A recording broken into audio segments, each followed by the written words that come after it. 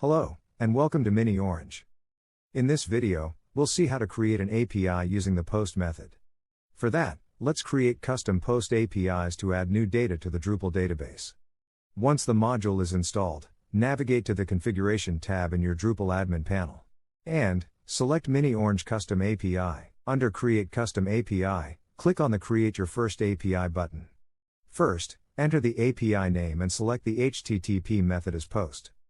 Next, enter the endpoint URL.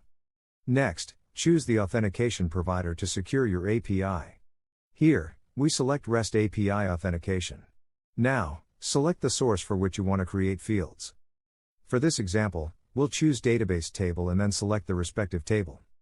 Here, we'll select a custom database table where we want to create new columns. Next, select the specific columns that should be created using this API. Once done, save the configuration. After saving, a success message will be displayed, confirming that your custom API has been created. Copy the generated API endpoint URL for testing. You can test this API on any platform such as Postman. So we will show how to test this on Postman. Open Postman, select the same HTTP method used when creating the API, for example, post, and paste the API endpoint URL into the request field.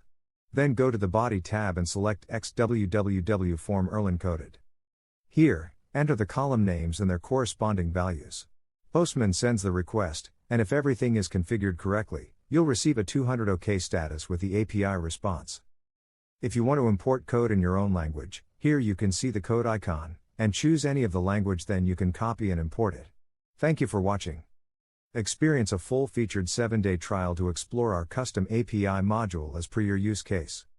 Request your trial by emailing us at drupalsupport@securify.com.